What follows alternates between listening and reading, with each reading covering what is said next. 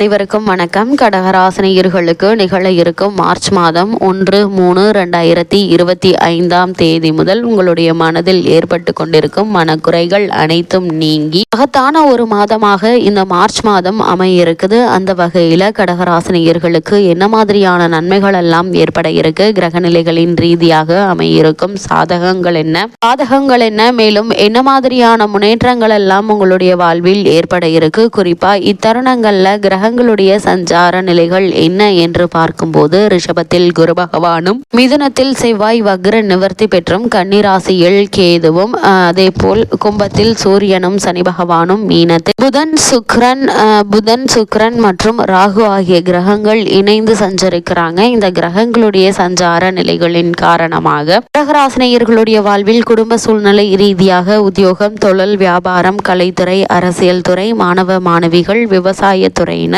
பெண்மணிகள் என அனைவருக்குமே என்ன மாதிரியான நன்மைகள் எல்லாம் உங்களுடைய வாழ்வில் ஏற்பட இருக்கு என்பது குறித்தான முழுமையான பதிவு தான் இந்த வீடியோல நம்ம விரிவா பார்க்க போகிறோம். இந்த வகையில கடகராசியை சேர்ந்த புனர்பூசம் 4ஆம் பாதம் முதல் பூசம் ஆயில்யம் வரை உள்ள நட்சத்திரக்காரர்களுக்கு இந்த மார்ச் மாதம் முழுவதுமே குடும்ப சூழ்நிலை ரீதியாக என்ன மாதிரியான முன்னேற்றங்கள் எல்லாம் ஏற்பட இருக்கு என்று பார்க்கும்போது உங்களுடைய ராசிக்கு லாபாதிபதியான சுக்கிரனும் பாக்கியாதிபதியான குருவும் பரிவர்த்தனை யோகத்தில் இருப்பது மிக சிறந்த பாக்கியத்தை தரக்கூடிய ஒரு கிரக சஞ்சாரமா தான் இந்த மார்ச் மாதம் அமைஞ்சிருக்குதுங்க. அது மட்டும் இல்லாம உங்களுக்கு தற்போது நடைபெற்று கொண்டிருக்கும் அஷ்டம சனியில் கஷ்டப்படும் கடகராசினியர்களுக்கு இந்த அமைப்பு மிக சிறந்த ஆறுதலையும் சாதனைகளையும் செய்யும் ஒரு ஆற்றலை தரக்கூடிய ஒரு விதத்தில் அமைஞ்சிருக்குதுங்க. லாபஸ்தானத்தில் குரு பகவான் செய்யும் ஆற்றலையும் தர இருக்குதுங்க. குரு பகவான் அமர்ந்திருக்கிறார். பாக்கியஸ்தானத்தில் சுக்கிரன் அதுவும் உச்சம் பெற்று சஞ்சரிக்கிறாருங்க. அவரோடு ராகு 8ல் புதனும் நல்ல நிலையில் இருப்பதால நீங்கள் நினைத்த காரியங்கள் அனைத்துமே வெற்றிகரமாக நடைபெறக்கூடிய ஒரு தருணமா இந்த மார்ச் மாதம் அமைஞ்சிருக்குதுங்க. தொழிலில் புதிய வழிகள் உங்களுக்கு பிறகுங்க. அதன் மூலமாக நல்ல ஒரு லாபம் கிடைக்க இருக்குது. இதனால் தொழில் மற்றும் வியாபாரத்தை அடுத்த கட்டத்திற்கு எடுத்து செல்வதற்கான முயற்சிகளை மேற்கொண்டு அவற்றில் வெற்றியும் காண இருக்கீங்க. புத்திசாலித்தனத்தோடு சில காரியங்களை செய்து நன்மை பெற இருக்கீங்க. தகவல் தொழில்நுட்ப துறையில் பணியாற்றி வருபவர்களுக்கு யோக பலன்கள் நடைபெறக்கூடிய ஒரு தருணமா தான் இத்தருணம் அமைஞ்சிருக்குதுங்க. எதிர்பார்த்த பதவி உயர்வு, சம்பளம் ஆகியவை உங்களுக்கு சாதகமாக கிடைக்கக்கூடிய ஒரு காலகட்டம் அமைஞ்சிருக்குதுங்க. மேலும் என்ன மாதிரியான விஷயங்கள்ல நீங்கள் கவனமாக இருக்க வேண்டும் என்று பார்க்கும்போது குடும்ப அதிபதி சூரியன் அஷ்டமாதிபதியோடு இணைந்திருப்பது சரியான அமைப்பல்லங்க. சற்று விழிப்புடன் முன்னெச்சரிக்கையுடன் இல்லாதது போனாலும் சில சங்கடங்கள்ல மாட்டிக்கொள்வீங்க. 12ல் செவ்வாய் இருப்பதால சகோதர உறவுகளை கவனமாக கையாள்வது மிக அவசியம் என்பதை கிரகநிலைகள் மீண்டும் மீண்டும் அறிவுறுத்துதுங்க.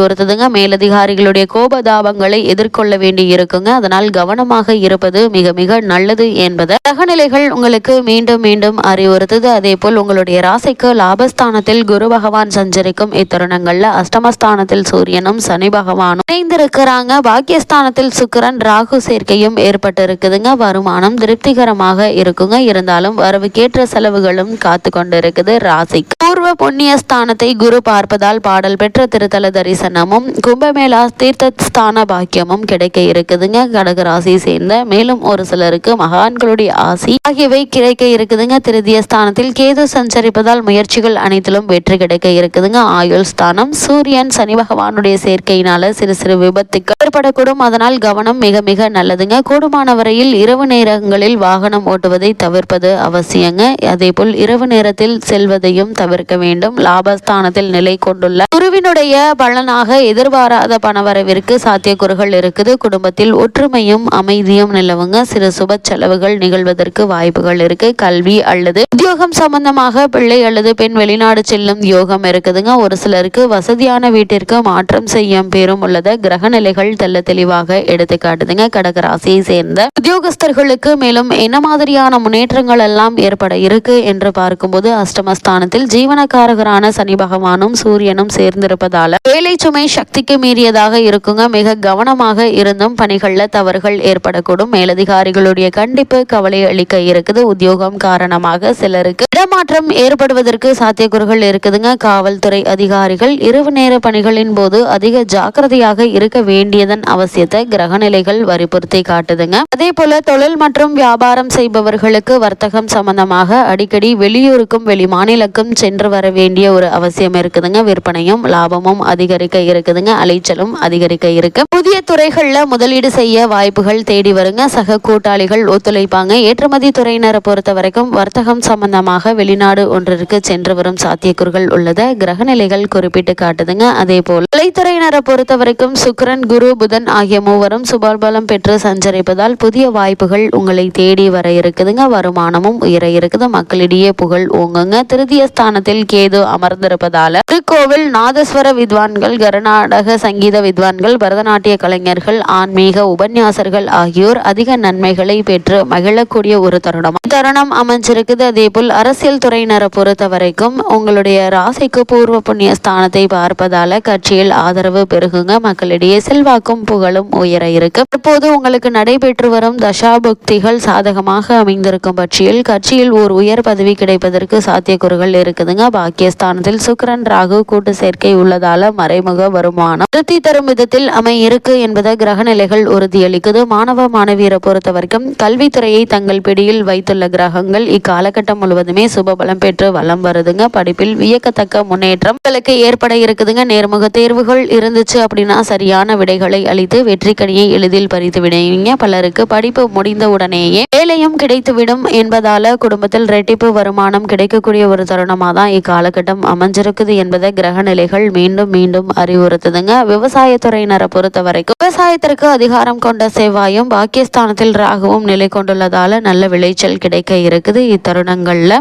செவ்வாய் உங்களுக்கு சாதகமான நிலையில இருப்பதால அடிப்படை வசதிகளான தண்ணீர், உரம், இடுபொருட்கள் ஆகிய பூச்சிக்கொல்லிகள் ஆகியவை சகாய விலைக்கு கிடைக்க இருக்குதுங்க. அரிசி, பருப்பு வகைகள் விலை கணிசமாக குறையுங்க. அதே போல் பெண்மணிகளை பொறுத்தவரை குரு, சுக்கிரன் ஆகிய இருவருமே உங்களுக்கு ஆதரவாக நிலை இருப்பதால மன நிறைவையும் மகிழ்ச்சியையும் அளிக்கக்கூடிய ஒரு தருணம் என்று தாங்க சொல்ல வேண்டும். அஷ்டம ராசி சூரியன், சனி கூட்டணி ஏற்படுவதால் உஷ்ண சம்பந்தமான பெணிகள், சரும உபாதைகள் ஆகியவை ஏற்படுவதற்கு வாய்ப்புகள் இருக்கு. அதனால் உங்களுடைய உடல் ஆரோக்கியத்தில் அதிக கவனம் மிக மிக நல்லதுங்க. சிறு உடல் உபாதை என்றாலும் கூட உடனே மருத்துவரிடம் அணுகி அதற்கான சிகிச்சை எடுத்துக்கொள்வது நல்லது. அதே போல உடலை வருத்தும் தக்க சிகிச்சையினால் குணம் கிடைக்குங்க. இந்த காலகட்டங்களில் எந்த ஒரு செயலாக இருந்தாலும் ஒரு முறைக்கு இருமுறை சிந்தித்து செயல்படுங்க. குறிப்பா திருமண சம்பந்தமான முயற்சிகளை மேற்கொண்டு வரும் கடகராசினியர்கள் வரனை பற்றி தீர விசாரித்து ஆராய்ந்து அதற்கு பிறகு வரனை நிச்சயிப்பது நல்லது. காரணம் அஷ்டமஸ்தானத்தில் குரு பகவான்